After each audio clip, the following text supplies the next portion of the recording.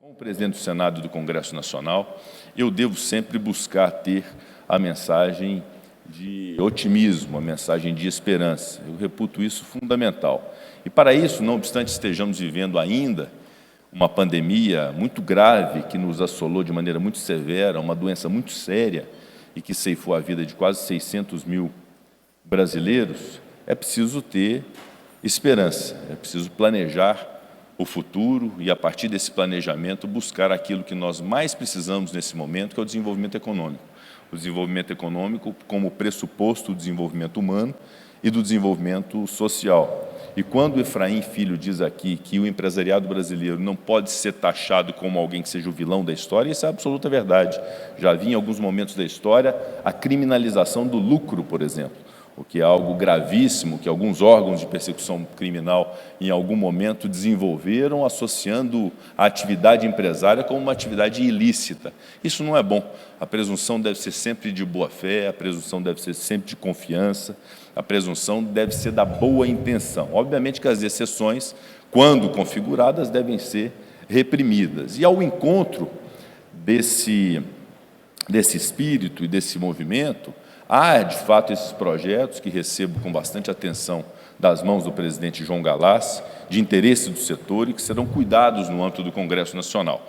O projeto de lei 316 de 2021, que já foi aprovado na Câmara dos Deputados, chegando ao Senado, inclusive recebi a visita na minha residência do João Galás e do deputado Efraim Filho, já designei o relator, senador Ângelo Coronel do Estado da Bahia, para poder cuidar desse projeto que altera a Lei 8.137 de 90, que é a lei dos crimes contra a ordem econômica e contra a ordem tributária, justamente para modificar a pena cominada no artigo 7º daquela lei, especialmente para que não seja uma pena desproporcional àqueles que se veem numa situação de algum defeito de produto ou coisa que o vale.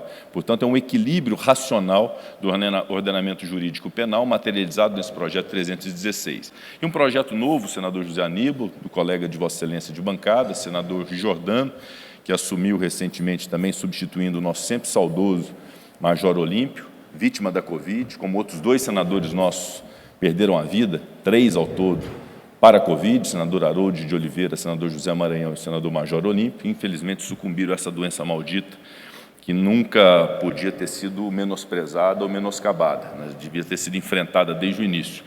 Mas o fato é que está de autoria do senador Jordano esse projeto 2744, que é um projeto que altera a Lei 8.078, que é o Código de Defesa do Consumidor, justamente para fazer aquilo que o João Galás se compreendeu como importante para o setor, que é o estabelecimento de algo razoável na dosimetria, que ele chamou, que é a da aplicação das multas de índole administrativa a fatos que sejam infracionais. Aliás, essa valorização do direito administrativo sobre o direito penal é algo que calha muito no Brasil, que é importante, que é o fortalecimento do direito regulatório, com agências reguladoras independentes, com os PROCONs cada vez mais conscientes do seu trabalho e do seu mistério nas relações de consumo, mas com proporcionalidade, com razoabilidade. E esta razoabilidade e essa proporcionalidade devem estar inseridas dentro do ordenamento jurídico através de projetos como esse. Então, ambos os projetos serão por mim considerados e serão evoluídos na pauta do Senado Federal, porque são fundamentais, reconheço, para esse setor. E uma homenagem muito especial ao setor de supermercados do Brasil, no momento em que nós enfrentávamos a pandemia de maneira mais severa, em especial na segunda onda da doença, em que os senhores e os seus colaboradores correram risco de vida para poder, como atividade essencial que são, colaborar com inúmeras famílias brasileiras, com inúmeros brasileiros que não poderiam ser desabastecidos. Então, esse abastecimento nacional se deveu muito à dedicação de cada um dos senhores de se colocarem em risco numa pandemia seríssima que nós enfrentamos já há 1 ano e meio, que foi fundamental para que o Brasil pudesse ter mínimas condições de enfrentamento dessa doença. E muito foi feito, de fato, numa colaboração entre o Congresso Nacional e o governo para esse enfrentamento à pandemia, com auxílio emergencial, com auxílio muito significativo a estados e municípios do país, para que houvesse naquele momento ali realmente uma conjugação de algo importante, que era da união de esforços, da soma de esforços para esse enfrentamento da doença. E já que meu tempo acabou, eu queria, meu caro Abílio Diniz, terminar citando 4 conceitos que eu tenho buscado difundir, que eu acho que é importante nós trabalharmos com esses 4 conceitos no Brasil. O primeiro deles é o da união nacional, ou seja, da importância de nós termos união nacional, que não significa necessariamente a aceitação de tudo quanto há, ou da convergência absoluta de ideias e de propostas. As divergências sempre existirão num regime democrático, é fundamental que elas sejam reconhecidas e respeitadas, mas essa união nacional é fundamental para que o Brasil possa ter ou descortinar um rumo diferente daqui em diante, após o enfrentamento dessa pandemia. O segundo conceito importante é do respeito. Eu considero que tem faltado respeito ao país, especialmente nas relações institucionais, nas relações entre os poderes, permitindo-se, inclusive, discutir essas relações através de redes sociais ou coisa que o valha, quando isso, na verdade, tinha que estar sendo discutido em alto nível, do respeito entre as instituições, entre os poderes, porque esse é o exemplo que será dado à sociedade. O respeito também à classe produtiva, ao setor produtivo, a diversos setores que precisam ter esse respeito nacional, porque respeito é bom e a gente gosta, todos nós gostamos, é importante o culto ao respeito no Brasil. O terceiro conceito da responsabilidade, e destaco em especial a responsabilidade fiscal.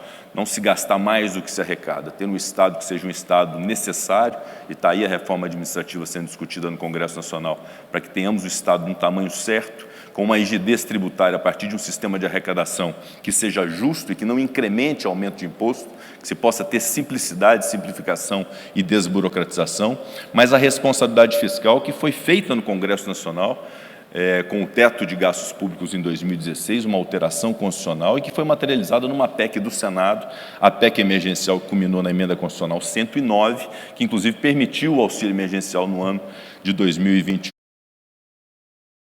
obra conjunta do Congresso Nacional com o governo federal. Portanto, união, respeito e responsabilidade, mas um último que eu quero aqui, para encerrar, dizer a todos os senhores e a todas as senhoras, que é o do otimismo.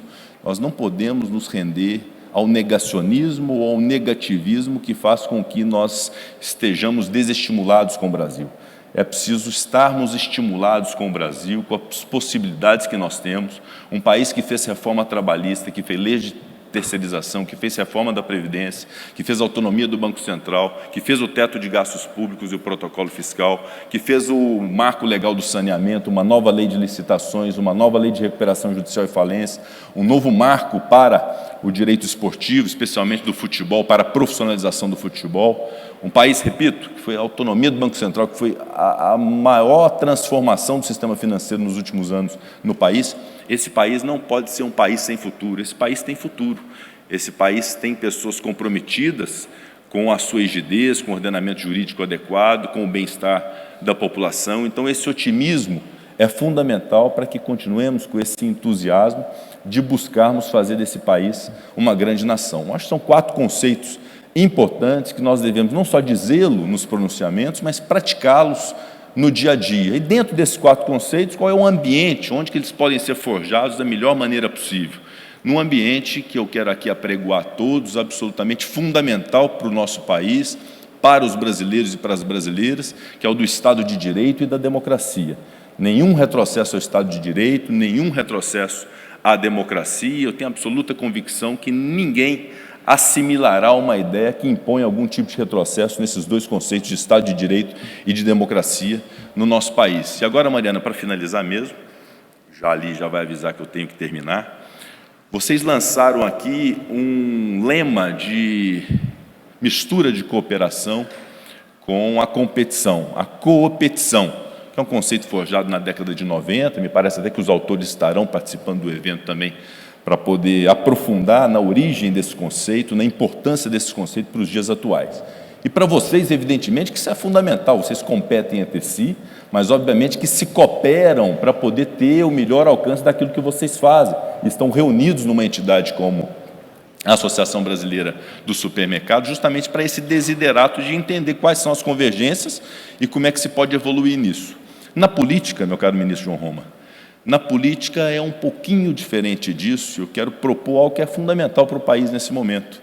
Nós temos essa semana no Senado 3 medidas provisórias para serem pautadas e nós apreciamos todas as medidas provisórias vindas do governo, até hoje, nesses últimos 6 meses, no Congresso Nacional. Algumas aprovadas, outra rejeitada, algumas modificadas, isso faz parte do jogo democrático, mas nenhuma perdendo vigência por inércia de pauta, ou seja, todas sendo pautadas e enfrentadas na democracia do plenário do Senado Federal para que sejam apreciadas. Igualmente, os projetos que são projetos de bom mérito por parte do governo federal e de outras instâncias, que nós também estamos evoluindo numa produção legislativa, que é uma produção muito considerável nesse primeiro semestre de 2021.